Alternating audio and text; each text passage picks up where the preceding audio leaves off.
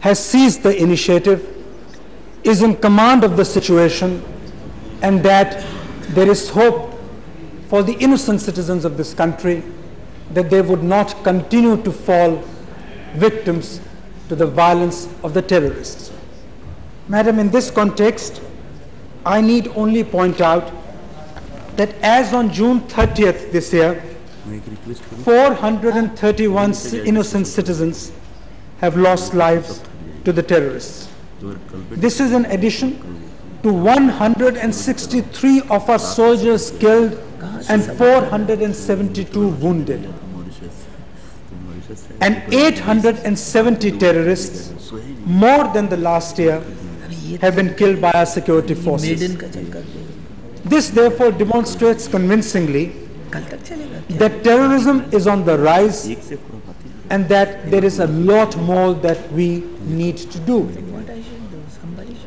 Despite the affirmation by the top generals of this country, the government thought at some stage of pulling back the troops, of withdrawing the fighter planes guarding our airspace.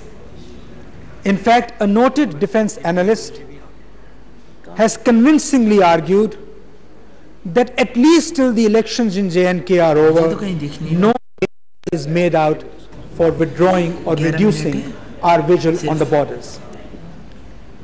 I therefore ask the question, a question that is on the lips of thousands and millions of our countrymen. Has this government been able to strike a balance between proclamation of resolve and action? We all know, Madam Deputy Chairperson, that inactive declamation hardly inspires confidence. We need a demonstration of power because, as someone said, peace is the dividend of demonstrated power. We know we are capable. We know we have the power. We know a United Nations stands behind this government. We know that the opposition stands behind this government. But if you must proclaim, please follow it up by concrete action, or let us not state what we can't deliver. Madam Deputy Chairperson, there is great hope. There is a great resolve of this country. We have withstood not one, not three, 2, 3, 4 frontal assaults on the unity and integrity of this country, on the territorial sovereignty of our nation. A time has come for us not to make policies that are permeated by, and not to make policies that are driven and dictated by politics of the day. The issue in J&K, the situation in J&K does not admit of partisan politics, I repeat, Madam Deputy Chairperson. We need to have a national perspective, and that is why I dare say, and by way of repetition, that we as the principal opposition party never made J&K a matter of debating points or scoring points. We reiterated through our leader, through the leader of the opposition this morning itself, that this party, our party, the Congress party, will assist the government in meeting and will stand behind the government in meeting the terrorist challenge. But it is for them to deliver. They are in the seat of power. It is for them to deliver. And yes, as my esteemed friend Mr. Ghulam Nabi Azad said, we know who is behind it. We know that it is Pakistan whose principal agenda is to destabilize government in India, is to destabilize this country so that its rulers retain power in Pakistan. But that is no consolation. To say that the world now knows about Musharraf and about Pakistan, it doesn't seem to be true that the world really knows. It doesn't seem to be true that we have succeeded in diplomatically isolating Pakistan. Otherwise, we would not have every single dignitary come here and give us sermons and give clean chits to Musharraf.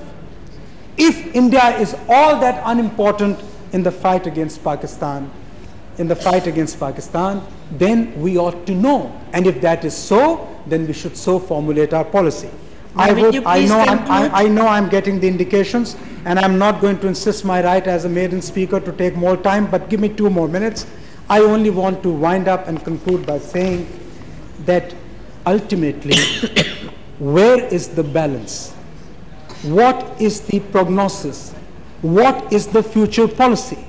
Surely, Madam Deputy Chairperson, a nation of 1 billion people, resolute though peaceful, are entitled to know from its democratically elected government, do we walk straight, upright, with our heads held high, to show to the world that we are capable of defending our own, that we do not look to crutches, but we look for and we expect, and we have a legitimate right to demand understanding from the international community in our fight against terror unleashed against us from across the border. But two misgivings I have, and I have to point them out in conclusion. We have never been able to discern the pattern of our government's policy on JNK. We find people speaking in conflicting voices. We have, on the one hand, every terrorist outfit from Al-Masuran to LET to Jaish-e-Mohammed becoming active. We have a newly appointed interlocutor on JNK. He says he's going to talk devolution. The members of the Sangh Parivar speak of trifurcation of JNK. We then have the Honorable Deputy Prime Minister saying that we have rejected the demand of trifurcation, but the Sangh Parivar, which continues to sustain this government and be its moral guide, continues to persist and reclaim its demand for trifurcation. The nation needs to know what is our domestic policy. The nation needs to know what is our foreign policy qua JNK, who are our friends. We hoped that the United States would be our friend. We hoped that Britain would come to our rescue. And yet we have a lowly officer in Richard Boucher who proclaims to the world that United States fight against terror is indeed a selective fight. In this situation, Madam, if peace is to be our concern, it can only be through demonstrated power, through calibrated strategy, and through an unmitigated, undiluted, unified resolve, because I know, Madam, that when the time comes, a united nation will answer the call when summoned to the flag.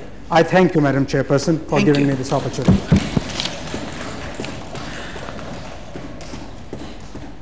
Doctor Raman Chandra, वो हाथ से लिखा इसलिए पढ़ नहीं पा रही हूँ.